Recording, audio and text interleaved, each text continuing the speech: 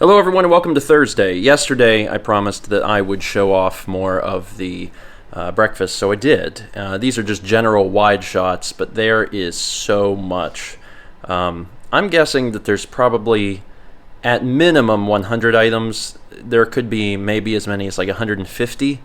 It's huge, and it was so big that the first day we had trouble finding everything. Like, we thought we had seen it all, and then we realized there was a section that we missed. So yeah, that's really exciting for me because breakfast is my favorite meal of the day. I also really love getting up early enough to eat it. So the fact that we're waking up super early, having a nice big meal to give us a lot of energy to start the day is really exciting for me.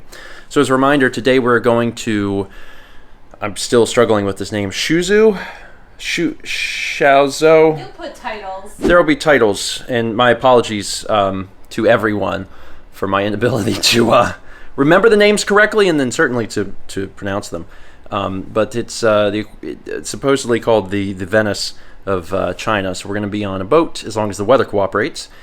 See a lot of beautiful things. There's going to be gardens involved as well as lunch. So yeah, it's going to be a pretty long day because we're getting ready to leave now and it's 8.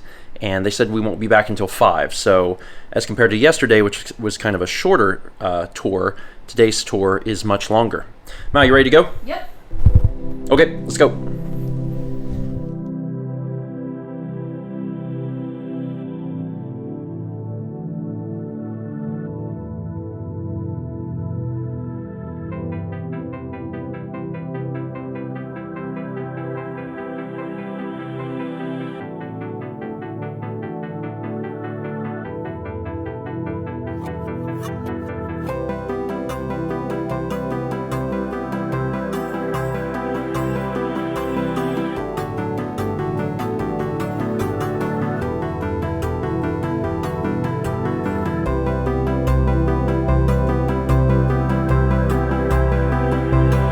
So we just finished with a 2-hour bus ride, and now we're going to take a boat tour of this little city.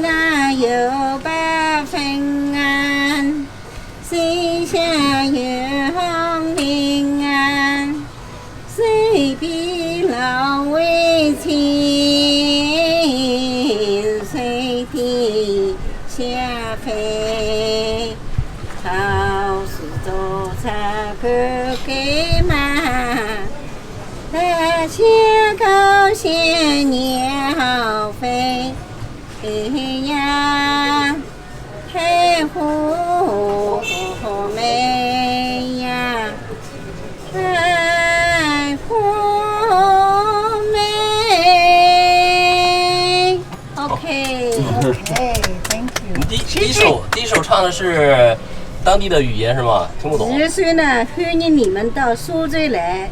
这是你们当地话是吧？12岁呢是茉莉花，第3岁呢是太乌梅。好，还来唱一首好风花。好，谢谢。What she told me is welcome to Suzhou, the name of it. Second one is a very famous Chinese song called Jasmine. Jasmine flower. The third one is talking about a lake in this area named Taihu Lake. The last one is beautiful scenery. Yeah. 谢谢啊，阿姨。 How'd you feel about the cruise, Mal? I liked it. I don't know if cruise is the right word. A little riverboat Yeah. tour. It was really relaxing. Now we're on an old street. Is this the 1,000-year-old street? Yes. So it's a street dating back 1,000 years. There's a lot of little shops and stuff here. We have an hour to explore. So we've already seen a kitty cat. So Mao's excited. Very excited. We'll see what else we spot.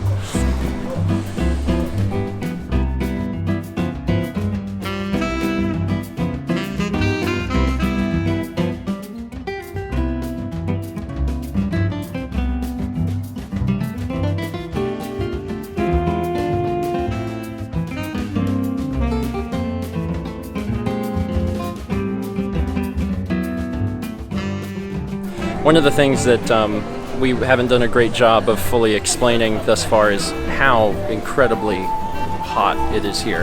The temperature is actually about the same as it is at home. Maybe even cooler? Maybe even cooler. Yeah. But the humidity is strange. Somehow hotter. It's somehow otherworldly. Like, I can exist at home and it's not that bad, but here, within just like half an hour, I'm sweating profusely, and I'm not sure why. I'm not sure what the big difference is, but it's gross. I walk around for just a little bit of time, and I'm just really, really sweaty, and that would never happen at home. And I don't know what's so different. Is it more humid here?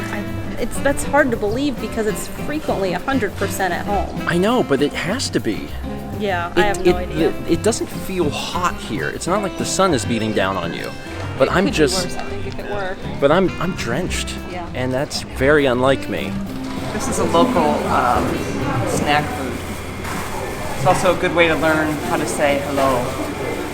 Ni hao. It's a chicken foot, boiled. I think I'll start here. Otherwise, it's more like a chicken leg, kind of cheating.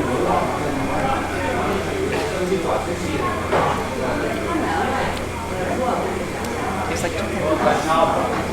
She made a face. No. It actually is kind of salty. I would think so. It tastes like soy sauce and rubber. So after a brief but absolutely delicious group lunch, we've come over here to a garden area, and this is actually a UNESCO site, and it's gorgeous over here.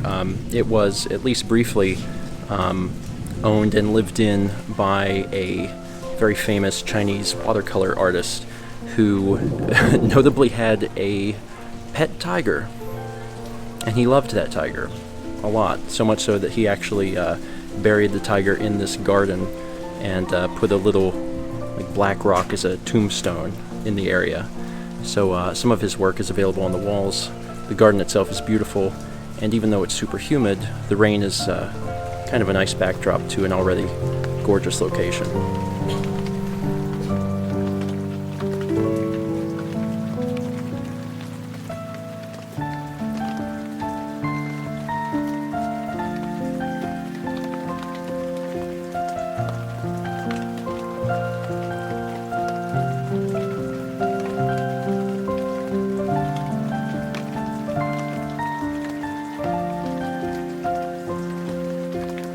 Shortly after we arrived with our tour group, which is 20 people, there were several other tour groups, maybe 4 or 5, each that had 20 people. So very quickly this place became extremely crowded, which is it's kind of a shame because it's quite beautiful. It's a little harder to appreciate the scenery when there's so many people around, but this is still a very, very gorgeous place.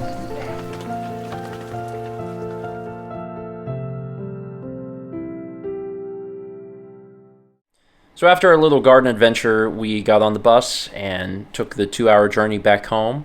And I'm not going to lie to you, it was a little emotionally exhaustive. And this is where we're going to have to take a quick detour from things that are happening in China, a fun exploration tour thing, to the reality of what's happening back home.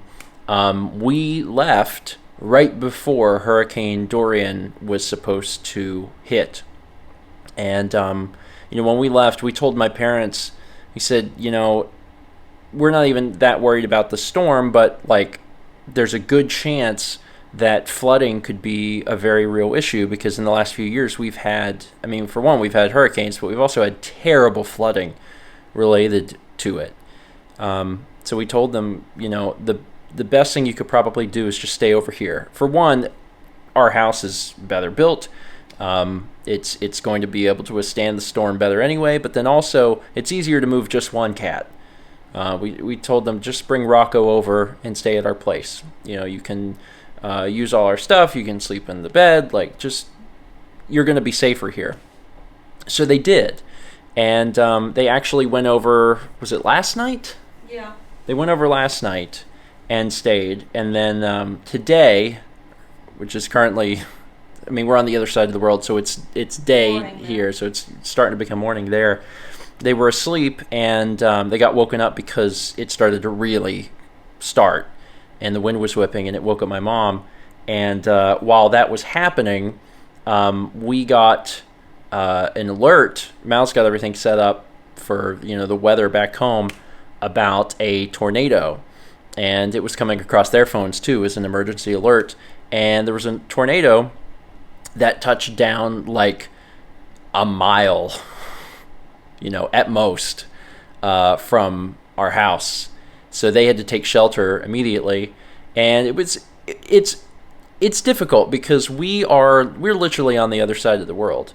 Like, we're completely powerless to do anything. And it is an awful feeling to be talking to someone over text message, and they're like, where are the cat carriers? And you have to, like, tell them where the cat carriers are so they can get the cats. And they're like, we can't find Sagan. Where's Sagan? Where's his hiding spots? And we're like, under the couch, like on the chair. Like, we're trying to give all this information and do it very quickly because there's a threat of like real imminent danger, and we're sitting on a bus on the other side of the world. Like, we have no way to do anything, and it's a terrible feeling.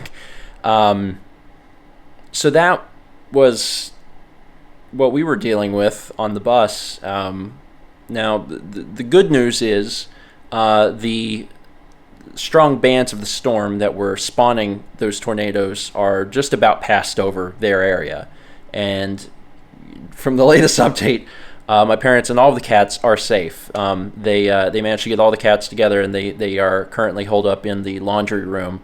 I can only imagine the sound in that laundry room. There's 3 cats probably losing their minds. But you know, they're doing their best, and they're taking care of everything.